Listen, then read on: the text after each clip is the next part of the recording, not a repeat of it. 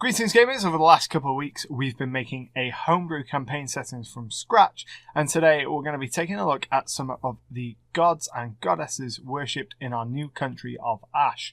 So far we know quite a lot about our new country, we know some of their customs, their culture, and we have a map which lets us know where important locations are. But today we're going to be taking some time to look at some of the gods and goddesses that are worshipped in Ashk, as well as diving deep into my process for creating a custom pantheon. When you first start out doing homebrew campaigns, you might decide to use an existing pantheon of gods from a pre-published setting just to make things a little bit easier on yourself. But today I'm going to show you my process for creating gods from scratch. Before we dive right in and start making our pantheon, I want to touch a little bit on how gods are worshipped in Ashk. In a pseudo-European campaign setting, the sort of default fantasy land, most gods are probably going to be lawful or good in nature. But in Ashk, I want to do something a little bit different. I want to try and steer away from lawful good gods and, in general, from the good gods if I can, and have the primary deities be more neutral with one or two evil gods in there, just to make it a little bit different to all the other countries around it. This is going to mean that the people of Ashk are much more accepting of different religions than people in other parts of the world might be. So the people of Ashk are more free to worship some of these more obscure or less good gods. When I first start making a pantheon of gods, I start really broadly. I start with just their names and their alignment and domains. The reason I do this is because most of the time your players aren't going to come into contact with almost any of your gods unless you have really RP focused players and players who are playing as divine characters, so clerics or paladins. Most of your players aren't going to ask too many questions about the gods at large. They might ask questions about certain gods if you introduce an NPC who is a devotee of a certain god, but chances are the players aren't just going to, out of the blue, ask you who the saint of the goddess of the domain of fire is. It's just very unlikely to happen. So I start out really broadly with just a list of names, a list of alignments, and a list of the domains that those gods preside over. And I do this so that if one of my players decides to play a particularly divine or pious character, I can give them a list and say, which one of these gods do you want to worship? And they might ask a few really broad questions about them that I can answer off the top of my head. And then once they've decided, maybe between 2 or 3, I can then go and add in information for those gods if I don't already have it. Fortunately, I have already done this step for my current homebrew campaign. I have a pantheon of gods that are worshipped throughout the world, and I have listed their names, their titles, their alignment, and their domains. I like to give my gods titles like the drunk or the farmer, so that the common folk have someone that they can refer to. So they might say, "Oh, heavens be to the farmer," or "praise the farmer," rather than referring to the god by their name. It just adds another little layer of detail onto your world. So here you can see the list of deities that I have already for my homebrew world. And we can start with getting rid of the majority of the lawful and the good deities. So we will delete Aldeafe the Defender. We will get rid of Sophos the Grandfather. We will get rid of Traxica the Bard. We will get rid of Cardia, the Lady of Love. We'll get rid of Erebus the Drunk. We'll keep Edifice the Farmer because Ashk is quite a barren country, so a lot of people would pray to the farmer for a good yield of their crops that year. We'll keep Alaria the Wanderer because, as we've mentioned before, those people who don't live in the super cities are nomadic people, so there's a lot of travelling, so it makes sense that the goddess of travel would be worshipped. We'll keep Hagen the warrior as our primary martial might god, because he's chaotic neutral. He doesn't fall either side, good or evil, and we don't have to keep Parax the warmonger in that case, who fills that sort of strength and war aspect, but from an evil side. We'll keep Clavo the trickster because he's an interesting god to have around. A god of trickery can introduce some really interesting elements to the campaign, so we'll keep them. Koros, the goddess of decay, is going to be one of the most widely worshipped deities in Ashk. As I mentioned in the previous video, the people of Ashk have a real fascination with death, and Koros is one of the principal deities of the country.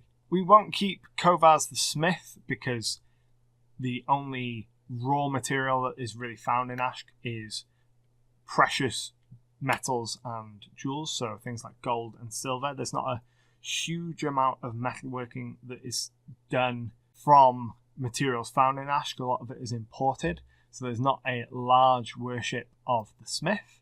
Kuroshi, the god of assassins, can stay, but will fill more of a minor role from some of the organizations in the world, like an assassin's guild. Malice, the prince of darkness, is basically this world's allegory for the devil, so we won't keep him as literal devil worship. Might be a bit much for an entire country. Same with Noctis the Nightmare and Onira the Dreamer. They don't really fit into the wider culture of Ashk, so we will get rid of them from this list. Pravus the Corruptor is probably going to be a fairly worshipped god within Ashk because it has such a focus on trade, and Pravus the Corruptor is a god of greed and ambition and has close links to deals that are being made. The one good deity that we will keep is the Everlight, the goddess of the sun. Being a desert nation, it doesn't really make sense for the people of Ashk not to worship the goddess of the sun. We will also keep Sedna the Tempest. She is the goddess of the storm, if you like, and wouldn't be widely worshipped on land, but the navy and the ships that patrol the waters around Ashk to protect the imports probably would worship Sedna just to pray to her that they don't get caught in a storm and capsize. Terras the monster might have a small cult following here, but isn't going to be widely worshipped, so we can get rid of him. Trelos the lunatic won't be widely worshipped, but I think there will be a few cults devoted to some of the more secretive magics that might worship Trelos, so he can go in the minor deities list. And finally, we have Valois the Thief. Now, I think having her be one of the major worship deities in the country could be really interesting and could frame the culture of the country quite nicely. Perhaps the Ashk people view possession to be 9/10 of the law and think if you couldn't protect your belongings, well, they never belonged to you in the first place. If an item gets stolen from you, then the person who takes it rightfully owns it because you didn't do enough to defend your property. Looking at this list, you can get a pretty strong idea of what the people of Ashk believe in. All but one of them lies somewhere on the neutral axis, which means you can tell straight away that the people of Ashk don't see things in such a black and white manner as other parts of the world might, and there's a lot more variety and freedom of religion in this country. So whereas in other countries people might worship a single god, it won't be uncommon for the people of Ashk to worship multiple gods. They might say a prayer to the Everlight before bed, petitioning her to allow the sun to rise in the morning. They might say a prayer to Ilaria the Wanderer before going on a long trip, or if their relatives or friends are currently on some kind of voyage. And when they're on their deathbeds, they might pray to Koros, the goddess of decay, to guide them into death without pain. So now what I want to do is I want to choose one of these gods and showcase how I would go about expanding on a single god. And for this, we're going to choose Koros, the goddess of decay, because she is one of the most worshipped deities in Ashk. So I've got a blank document set up here. So what I will do is I'll start out by adding the title as well as adding information on her alignment and her domains. And I do that so that when I'm in OneNote, I can see straight away her alignment and some of her domains without having to click on the tab. Next, I add some subheadings to help me frame my writing for the deity. And then I also set up an area for a picture of them or one of their heralds and some information on their titles, their holy weapons, and their domains. So you can see here I have titles for summary, a description, the worship of Koros, their herald, and their saints. What I will normally do is I do the summary and the description last because I want to get as much information on this goddess as possible, and then I'll summarize once I have all that information. So we're going to get started and talk about how Koros is worshipped. When you know how a god is worshipped, it tells you a lot about that god. So I think the first thing that we want to make a note of is that worshippers of Koros don't view death as the end or as a negative thing. They view it as the next step on their journey. So one thing I'm going to do for Koros is I'm going to draw some inspiration on some real-world cultures, such as the Aztecs, for how she would be worshipped. And I want there to be a strong sacrifice element to the worship of Koros. So her followers might sacrifice small animals in their home. They might have a small shrine devoted to her in their home, and they might make small sacrifices of birds or rodents each day. And then I would like for her church to perform public human sacrifices.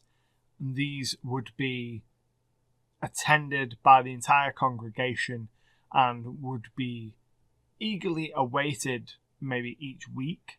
I think having them daily would be too much, but having them once a week would allow all of Koros' followers to come together and pay tribute to her through a human sacrifice. So we need to decide on a day for this to take place on.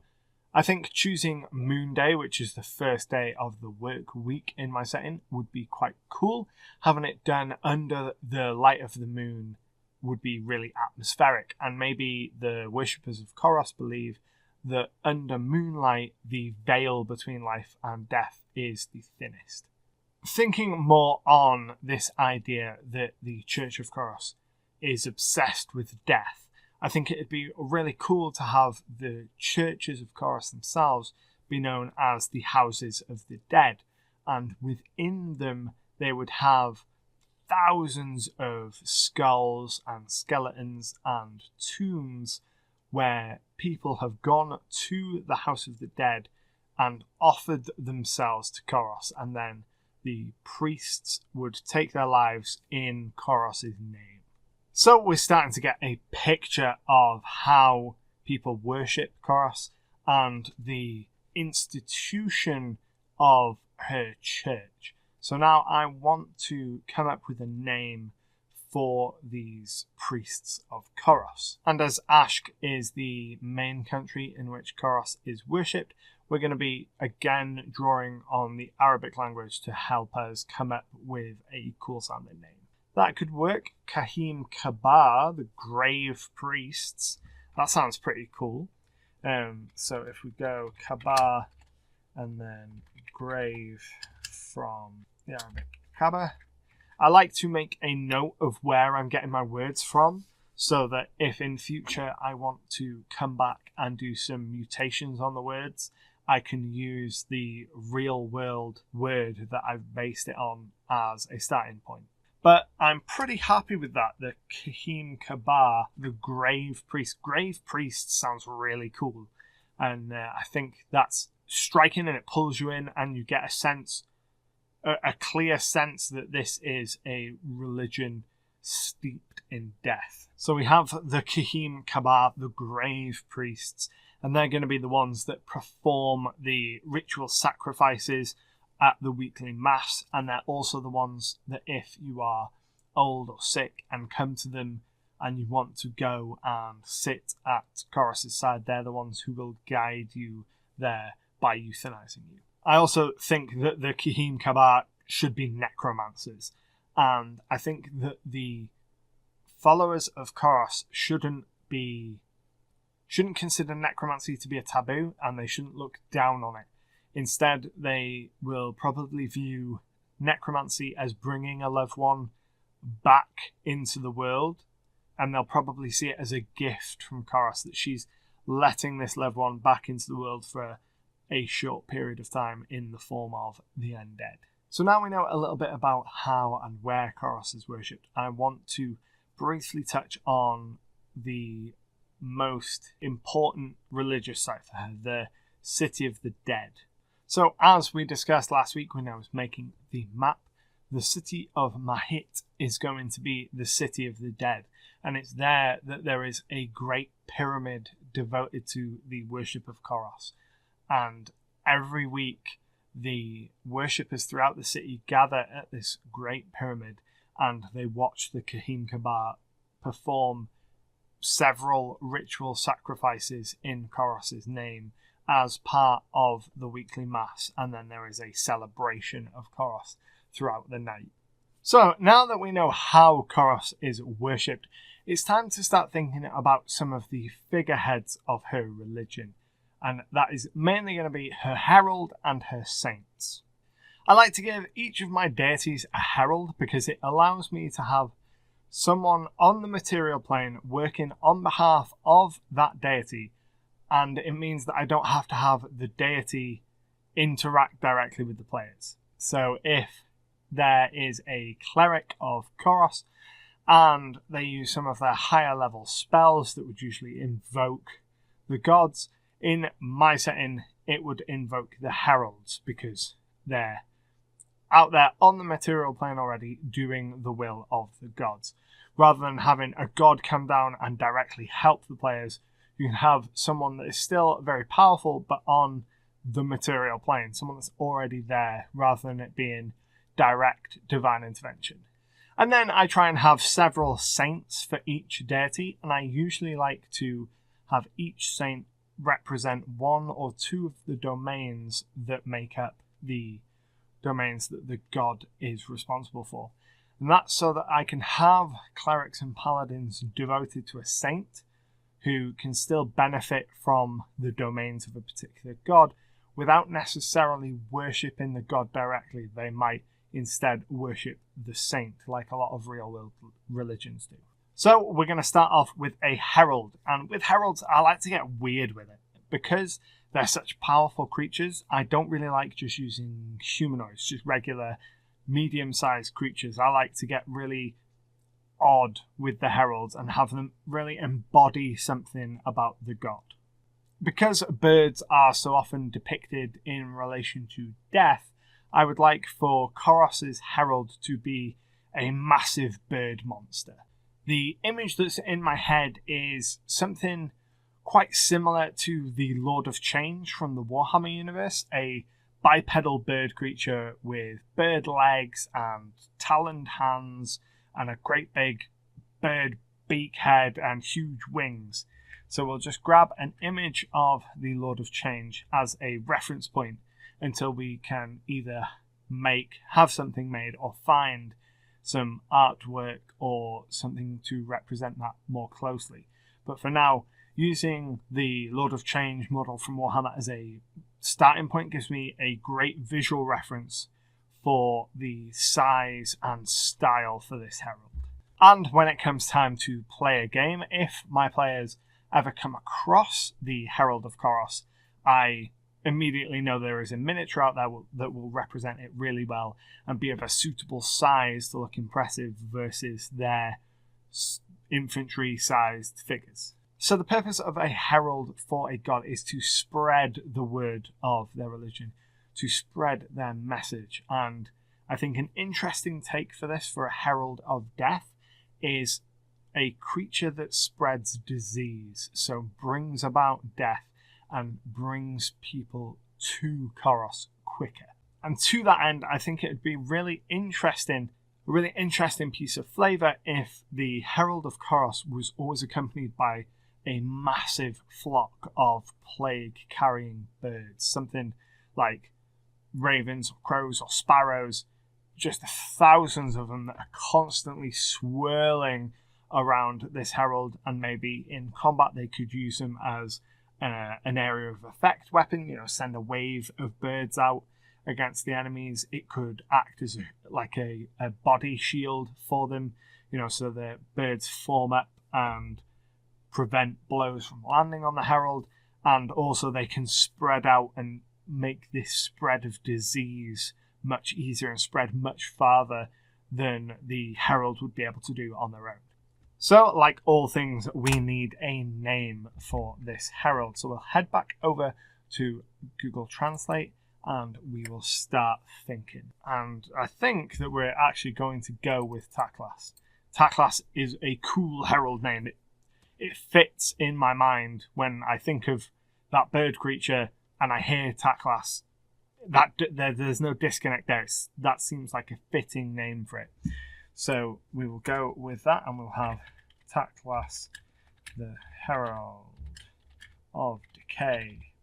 So we've got an idea of Icarus' herald. This is the creature that if the players were worshippers of Icarus or acting against her, this is the ultimate NPC that they're going to come across, because they're not going to come across an actual deity because they would never stand a chance. But coming across a herald, while they are immensely powerful when the players get up to a higher level, a herald is a suitable ally or a suitable challenge as an enemy. And then finally, it's time to move on to the saints. I usually like to have at least 2 saints so that I can cover the different elements of the domains that a god is covering. So if we scroll up here, we can see that Icarus is responsible for death, destruction, ruin, and nature.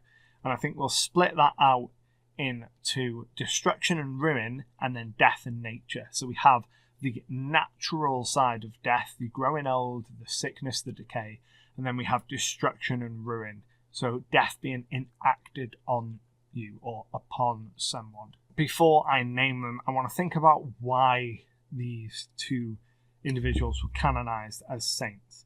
So for the second saint, the one that is responsible for ruin and decay, I think they should be severely riddled with a sickness, an illness, a disease, something that might have deformed them, maybe something that has similar effects to leprosy, so has really physical deformalities, and maybe they lived for a very long time through the sickness that should have killed them, and they say that it's their worship of Icarus that kept them going, and they espoused this belief in Icarus to other people, and then upon their eventual death, because of how far and wide they'd spread the word of Icarus, they were canonized as a saint.